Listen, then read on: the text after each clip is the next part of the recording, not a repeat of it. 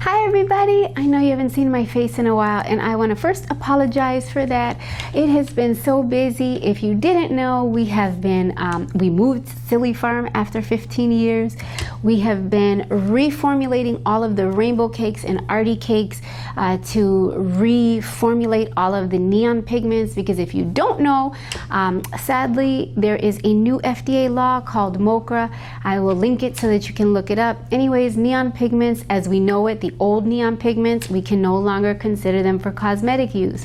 So I had to take them out of every single arty and rainbow cake, reformulate them, redo all the labels, retake pictures. So it has been a crazy year. Anyways, if you follow me on social media, which I hope you do, I have been super busy as well, just kind of transitioning to a lot more airbrush. And I'm very grateful for it because it has given me an opportunity to take my creativity to a new level, because you have to practice to get good at airbrushing. It didn't just come as naturally to me as face painting, but it is so much fun and I'm so excited about it, and I want to share with you guys all the things that have helped me to really increase and improve my airbrushing. So what I'm going to do is I'm going to show you guys in this video how I make my own stencils from start to finish. And at Silly Farm we sell like a huge banner with stencils. That's what I use on a daily job basis, right? That has been my go-to. It's what I use for bar mitzvahs, parties, festivals, because it's in assortment. You'll see it right here. So it has something for everybody. But when you're doing large events, when you're doing big events, when you have themed events like 4th of July, Easter, it really helps to make a mini display board. Now, likewise, if you have clients, one way that you can really elevate your clients, really keep them, is to make them something special. And before, it used to cost a lot of money to make something special, right? Like, besides just your time, which is very expensive, it's also the materials. Now, I use a Cricut, and Cricut materials can get really expensive. Like, I pay for a sheet or a package of the sticky card stock, sometimes $20, sometimes $17. So this hack I want to share with you today is not my hack. My very good friend, talented artist, amazing businesswoman, Eva Wheeldon, told me about this, and it has changed my life. So I want to show you guys how I do everything from start to finish. Now, some of you might follow along and be like, oh, she does a lot of work for these clients. Is it worth it? The answer 99% of the time is yes, it is worth it for me. This is how I get bigger clients. This is how I book 6-7 artists at a job. This is how I keep clients, because sometimes when you do a little bit extra, they notice. A little bit does a lot, especially for the price. So here, let me start off with this board. Okay, so I was hired to do a job for a local university here, for the University of Miami, and I had 5 airbrush artists there. So I knew it was going to be a large event for students, so I wanted to minimize my display board but also really center it around their event. So I came up with this design, these designs. This is their logo. That one they did pay me to cut. The rest of them I was like, let me cut them. Let me see what I can do. So I'm going to show you how I designed this display board, how I designed the stencils. This is what they look like once you cut them. So this one is one of them. This one is one of them. Obviously the U, which is so important because this is their logo, right? So really important to have that one. I cut all of them. Now, the beautiful part about this material, you might be asking, you're like, what is the material? That's what I'm going to show you. That's what I'm the most excited about. You can do literally, I did all of these. I did 5 sets for each of my artists because it was 5 of us and I wanted everyone to have their own set. I did 5 sets for $2 in materials. Now you're probably like, what's that? Okay, let me show you. This is the material that I use.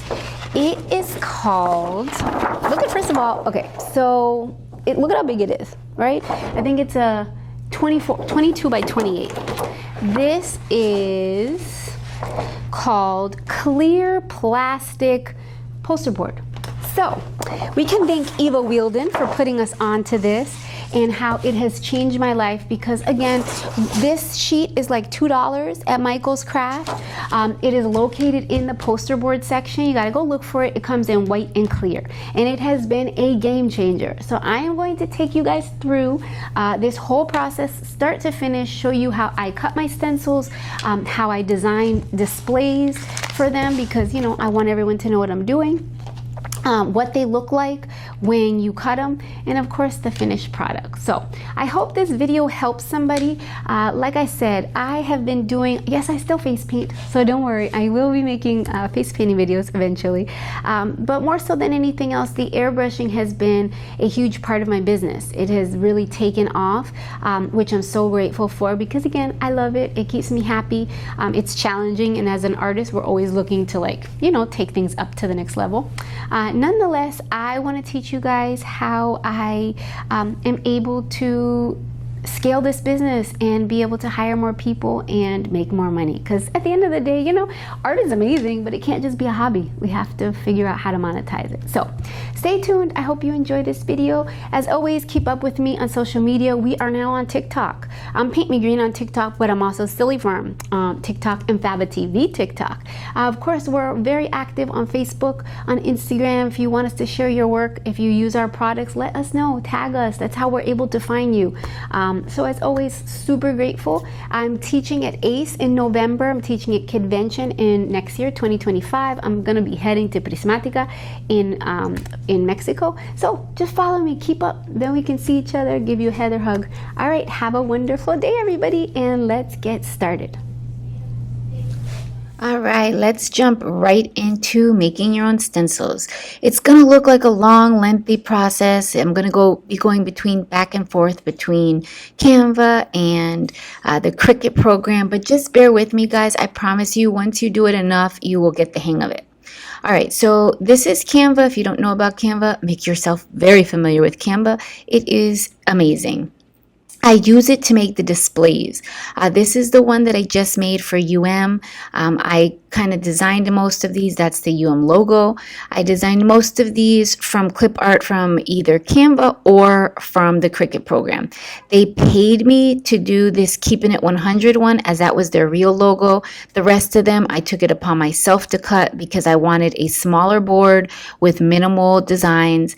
And this really, really helps and impresses your clients when you are doing like private events or really big events. So I made the display itself in Canva because that's where I'm able to like control colors, add headings, print, export as a PDF. But I do the actual cutting and find most of the designs in Cricut.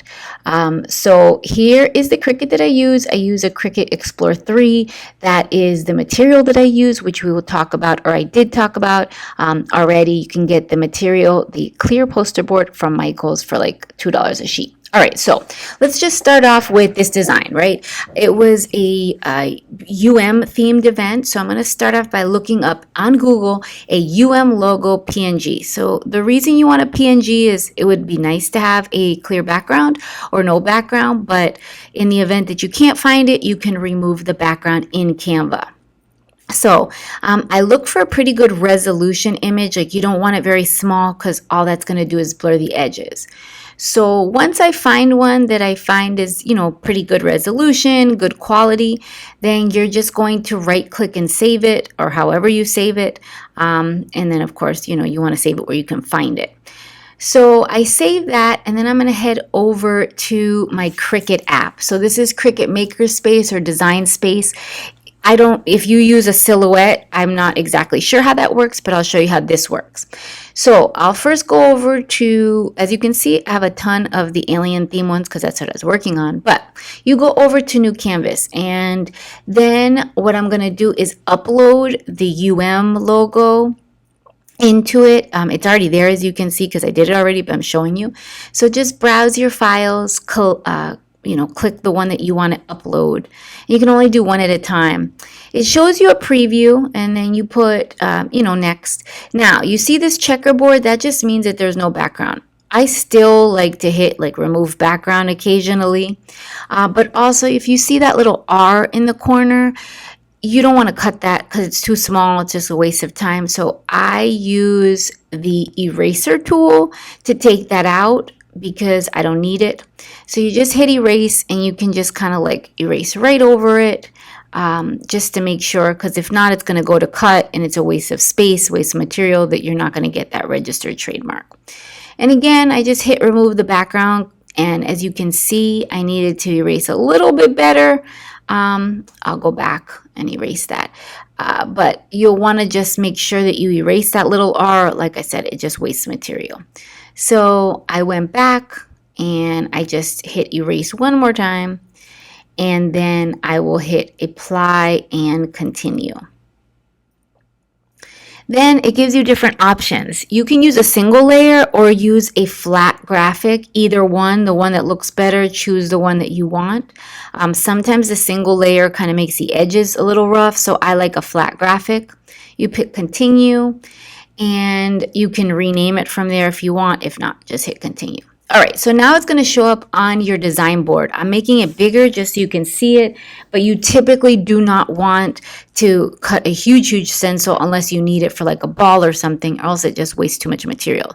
And the average size for a tattoo is like 3 inches, so anything bigger is going to be rather large, especially for small kids' hands or smaller customers.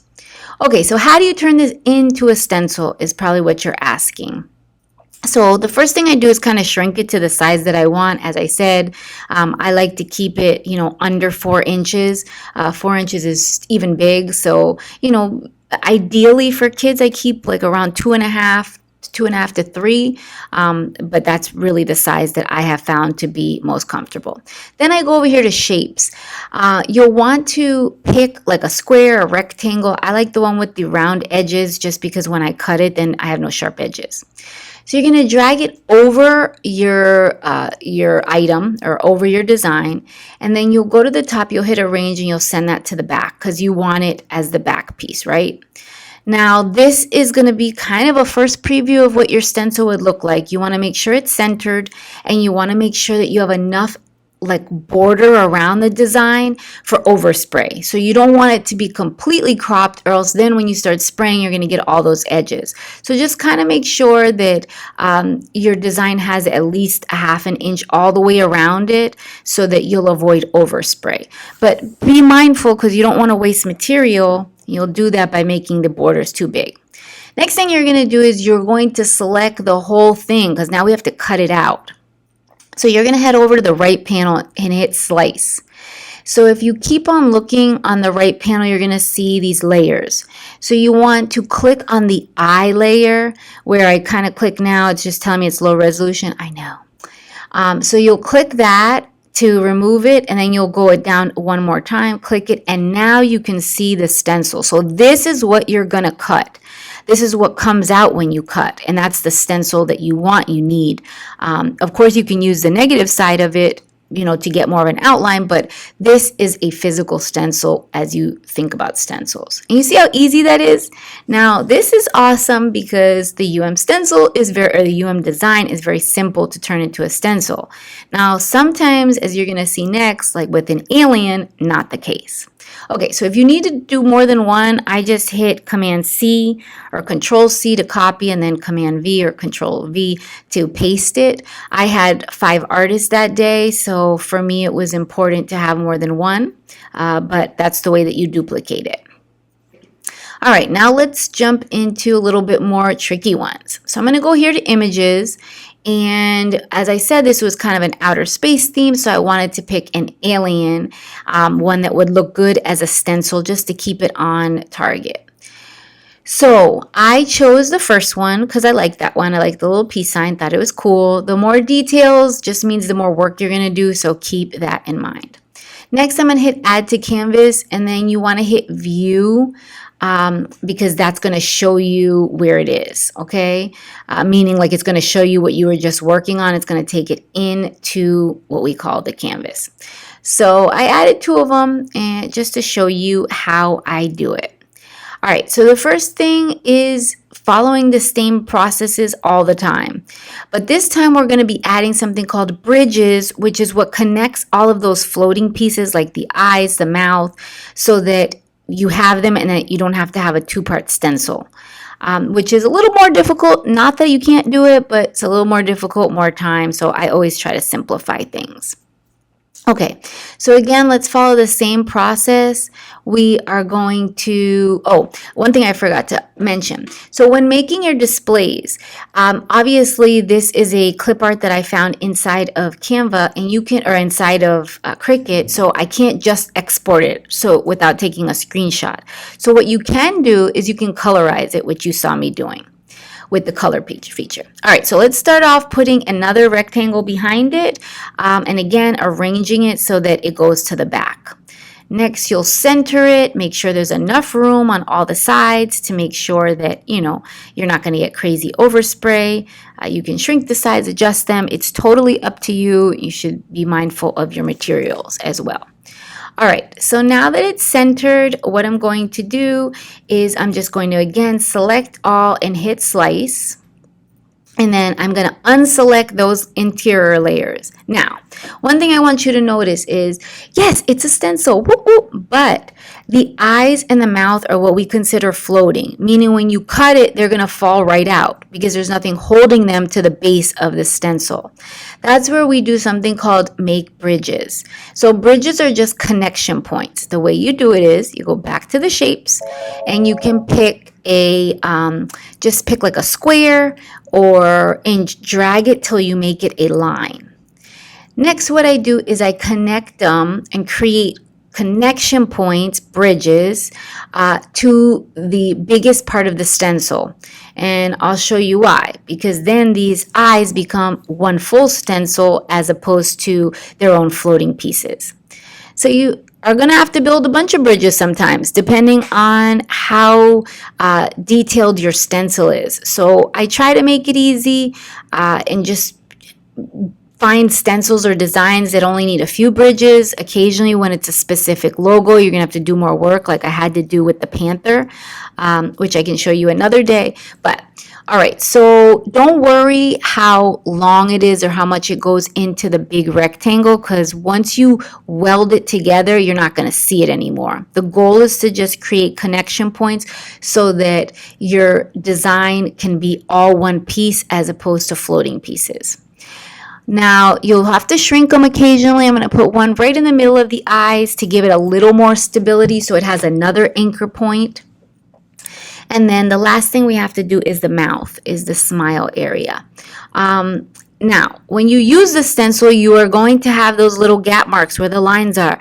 But if you are an airbrush artist, you can color them right in. It's like not that big of a deal, as opposed to having to use or build a two-part stencil.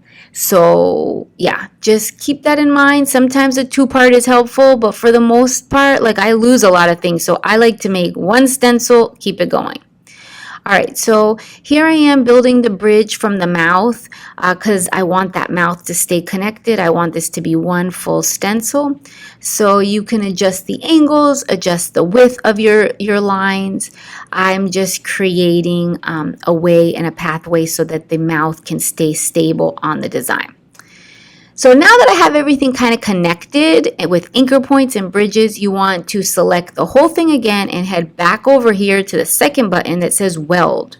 That's the first one. So now what ends up happening is you have a full stencil. So that's all one piece as opposed to having the eyes and the mouth on a separate stencil. Yes, you're going to get those little lines when you spray again, but again, you can just cover them up with a little bit of spray.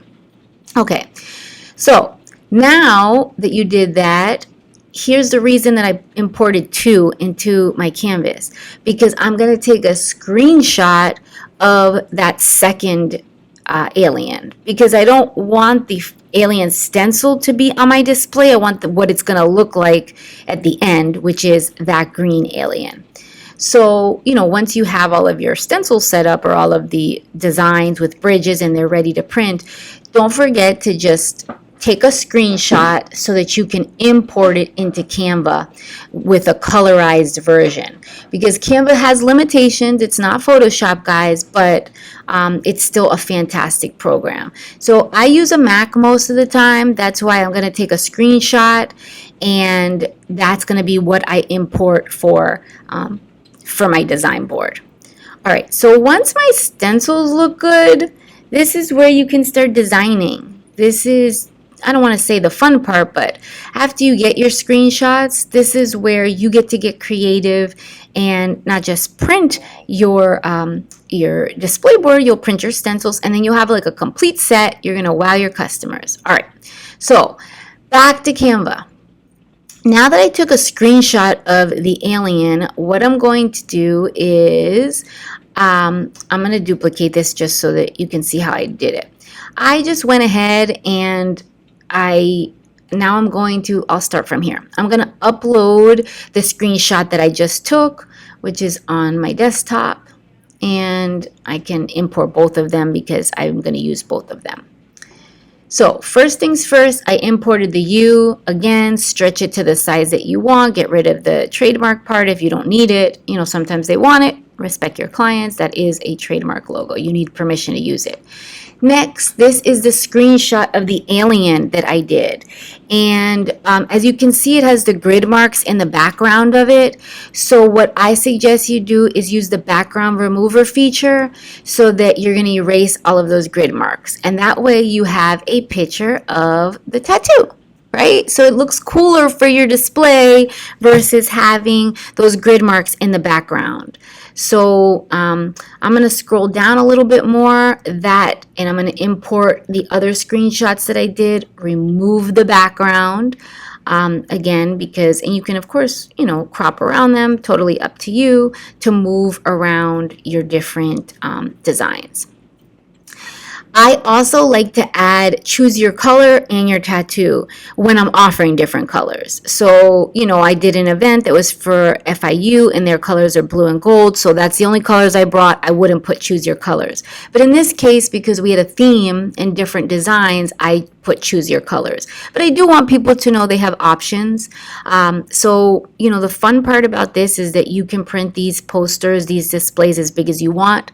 I have a sandwich board, so sometimes I print them, in 24 by 36. Sometimes if it's just tabletop, I print them, an 8 by 10.